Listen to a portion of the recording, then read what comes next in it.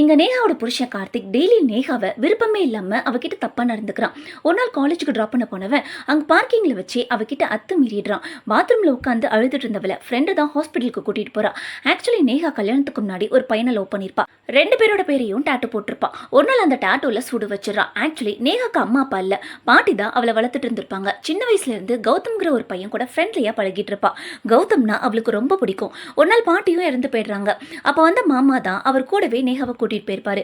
நேஹாத்தையும் இறந்து போயிருப்பாங்க. மாமாக்கு ஒரு பையன் இருக்கா, அவன் தான் கார்த்திக். நேஹாவோட மாமா கார்த்திக் கிட்ட இவதான் நீ கட்டிக்க போற பொண்ணுன்னு சொல்ல அன்னையில இருந்து நேஹா மேல வெறித்தனமான அன்போட இருக்கான்.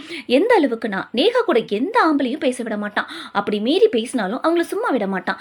அதனாலேயே நேஹாக்கு அவனை சுத்தமா பிடிக்காது. வளர்ந்ததுக்கு அப்புறமும் நேஹா டெய்லி கௌதமுக்கு கால் பண்ணி பேசிடுவா. ஒரு நாள் சர்ப்ரைஸா கௌதம் இவளை பார்க்க வந்துடுறான். அப்பா ட்ரீட்மெண்ட்காக நாங்களும் இங்க வந்துட்டோம், இனி உன்னை எப்பவும் பிரிய மாட்டேன்னு சொல்லி 2 பேரும் ஜாலியா வெளியில போறாங்க. கௌதம் டிராப் பண்ணிட்டு போறப்போ நேஹா அவனை ஹக் பண்ண அந்த நேரம் பார்த்து ஏதோ சவுண்ட் கேட்டு வீட்டுக்குள்ள ஓடிடுறா. உள்ள போய் பார்த்தா ஃப்ரெண்டு வீட்டு ஃபங்க்ஷனுக்கு அவன் மாமா கிளம்பிட்டு இருக்காரு. 3 நாள்ல வந்துடுவேன்னு சொல்லிட்டு அவர் கிளம்பிடுறாரு. அன்னைக்கு நைட்டு நேஹாவுக்கு ஒரு மெசேஜ் வருது. என்னடான்னு பார்த்தா கௌதம ஹக் பண்ணதா இவன் பார்த்துருப்பான் போல. உன்னை கட்டிக்க போறவன் நான் இருக்கப்போ நடு ரோட்ல எவனோ ஒருத்தனை ஹக் பண்ணலாமான்னு கேட்டு எல்லாத்தையும் வீடியோ ரெக்கார்ட் பண்ண அப்போ இவன் கைப்பட்டு பூந்தொட்டி கீழே விழுந்த சத்தத்துல தான் நேஹா வீட்டுக்குள்ள போயிருப்பா. இந்த வீடியோவை பார்த்து நேஹா பயந்துடுறா. சின்ன வயசுல இருந்து உன்னை உசுறு குசுரா லவ் பண்ற, ஆனா நீ என்னடானா எவனுக்கோ முத்தம் கொடுக்குற, இது தப்பு இல்லையான்னு கார்த்திக் கேட்க நாங்க 2 பேரும் லவ் பண்றோம், கல்யாணம் பண்ணிக்கலாம்னு இருக்கோம்னு நேஹா சொல்லிடுறா.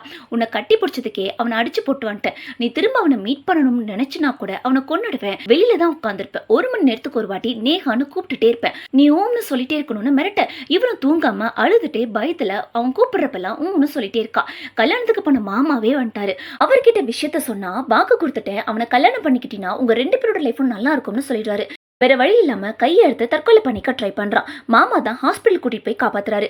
ஆனா அங்கேயும் கார்த்திக் வந்து டார்ச்சர் பண்றான். ஹாஸ்பிட்டல்ல இருந்து எஸ்கேப் ஆகி நேரா கௌதம் வீட்டுக்கு போனா அப்பாக்கு சீரியஸ்னு சொல்லி ட்ரீட்மெண்ட்க்கு பாம்பே போயிருக்கதா சொல்றாங்க. போனும் ரீச் ஆகல.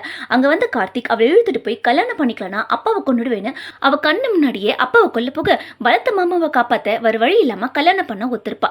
இந்த மாதிரி தான் எனக்கு கல்யாணம் ஆச்சுன்னு நேஹா அவ ஃப்ரெண்டு கிட்ட சொல்றா.